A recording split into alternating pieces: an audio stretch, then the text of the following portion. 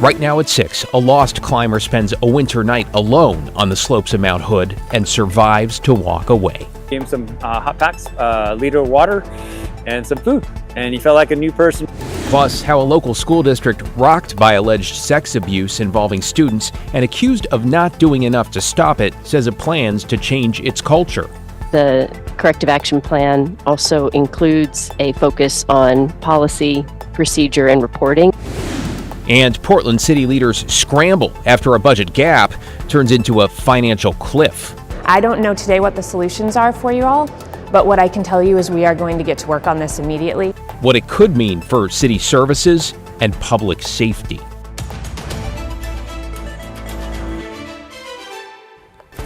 We begin at 6 on the slopes of Mount Hood, where rescue crews have found a climber who went missing while descending from the summit. And after what we imagine was a long, cold night in the wilderness, Evan Watson saw the moment the 26-year-old safely returned to the trailhead.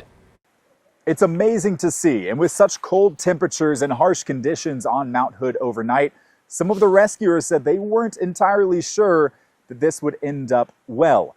The climber and another friend yesterday summited Mount Hood, and while they were on their descent on the way down, some thick fog rolled in and they got separated, leading to a 24-hour search and rescue mission.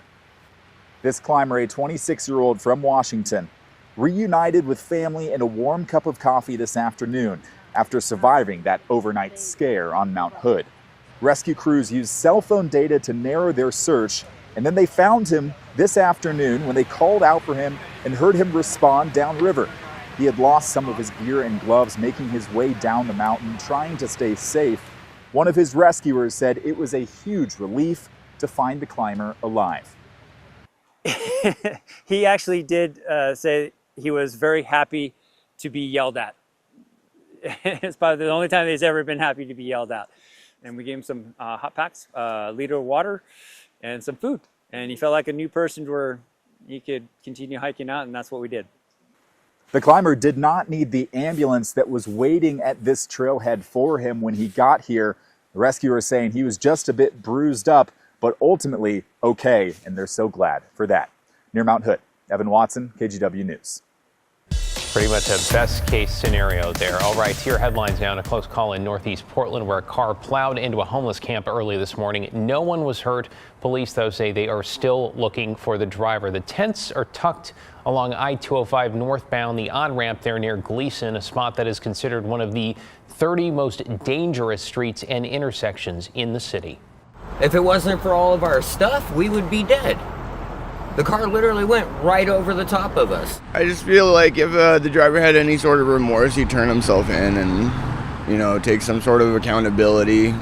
A citywide emergency declaration went into effect about 3 years ago, prohibiting camping along streets like this for exactly this reason. Today, the mayor's office told us that order is no longer in effect since it came from a previous administration. Also overnight in northeast Portland, authorities took a driver to the hospital after they crashed into a MAX platform at 148th and Burnside. Police say the SUV hit a brick wall at the end of the station. Nobody else was hurt, and no word yet if drugs or alcohol were a factor.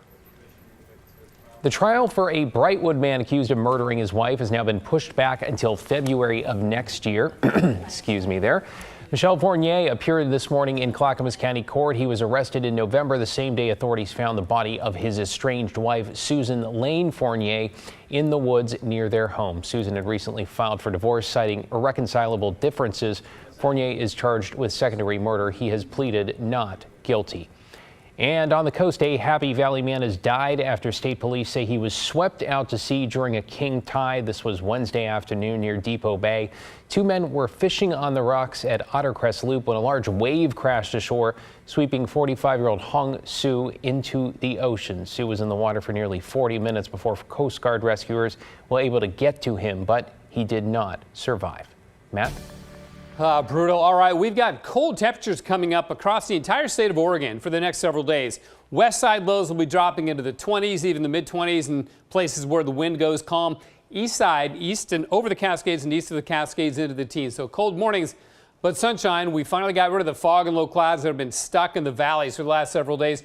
And we're finally seeing signs that the pattern will shift and we'll go back to a more active weather pattern with valley rain and mountain snow, probably beginning a week from today, next Friday, and hopefully continuing after that and get rid of this dry weather that we've had for a while, but not tomorrow. I'm saying areas of fog because I think south and west of Portland there will be some patchy fog, but it should be pretty shallow and it'll burn off. We'll end up with a sunny day. Should make it up to about 40 by noontime, which is as warm as it got all day today, and then eventually up to 45 courtesy of the sunshine. Sunrise on your Saturday morning is now receded to 7:45. Sunset 4:58 on Monday. That'll be our first 5 o'clock sunset of the year. Meanwhile, while we're cold with lows in the 20s, it is downright bitter cold weather coming to the east. Everywhere east of the Rockies will be in the grip of this Arctic air mass for several days. David? Always helps to put it into perspective. Thank you, Matt. In an update, the Oregon man who kidnapped 2 women and held one in a cinder block cell in his garage will now spend the rest of his life behind bars. That's after a federal judge sentenced 30-year-old Nagasi Zuberi this afternoon to life in prison. Investigative reporter Kyle Boshi has been following the case very closely and listened in on that hearing. Kyle? Well, the federal judge told Zuberi, quote, "You were a dangerous predator," before sentencing him to life in prison for a pair of kidnappings that showed a disturbing degree of planning and preparation. The defendant, Nagasi Zuberi, the sentence, life in prison. During a sentencing hearing Friday, a federal prosecutor warned Nagasi Zuberi is a serial predator who committed acts of evil. He hunted women. In October, a federal jury convicted the 30-year-old of kidnapping 2 women and building a cinder block cell in his garage. The FBI claimed in July of 2023, Zuberi posed as an undercover officer, kidnapping a woman from Seattle, then sexually assaulting her during the 450-mile drive to his home in Klamath Falls. The woman was able to escape. Federal prosecutors also linked Zuberi to a second kidnapping in May of 2023, claiming he abducted a woman outside a Klamath Falls bar and then sexually assaulted her. After his arrest, prosecutors said Zuberi tried to escape from jail twice. Zuberi, who represented himself during sentencing, told the judge, "I do not deserve life in prison because I am innocent." He railed against prosecutors, the court system, and called the victims liars, blaming everyone but himself. No cameras were allowed in court. One of Zuberi's victims testified, detailing the impact of his crimes on her life. She urged the judge to sentence him to life in prison. Kyle Boshi in the newsroom. Thanks, Kyle. Appreciate that update. Now at 6, the St. Helens School District has released a plan it says is meant to improve student safety and overall accountability. That's after a current and a former teacher were arrested last year on sex abuse charges. John Adams is live in St. Helens. So, John, walk us through some of these changes here. Absolutely, David. District leaders are asking families to read and provide feedback on this preliminary action plan that was released yesterday. This comes at a time when district leaders are set to bring in a new interim superintendent over the next few weeks. After months of gathering input from students, parents, and the community, district leaders in St. Helens have released preliminary guidelines they say will change the culture of the district. The plan includes continued listening sessions, advisory councils, and ongoing engagement with law enforcement. This includes bringing back the school resource officer. The sex abuse investigation started at the end of last year. Former teacher Mark Collins and current educator Eric Stearns were arrested on several charges of sex abuse in November. Former St. Helens High School principal Katie Wagner was also arrested. She's accused of not reporting the crimes. The corrective action plan also includes a focus on policy, procedure, and reporting as expected. The finalized plan will feature recommendations from an independent internal investigation looking into the criminal allegations. In addition, the district plans to have a new acting superintendent in place by early February. After Dr. Stephen Webb announced earlier this week, he plans to step down at the end of the month.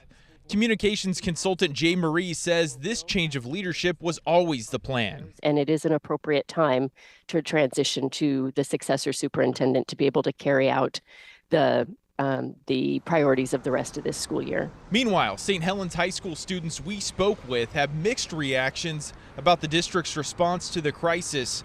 One student praised the acting principal. She has been listening to the needs of the students and really actually taking action. When our old principal, it really felt like she just kind of sat in her office and didn't really do much. Another student shared changes they would like to see going forward. Being more careful with who they hire, doing a more thorough background check, I guess. Just getting to know the person better before they bring them here and have them for years. And David, the St. Helens School Board will meet next week to discuss qualifications they would like to see in the next interim superintendent. Families here in the district have until January the 24th to fill out that survey on that action plan. Back to you. Yeah, we'll see what they have to say. Thank you, John.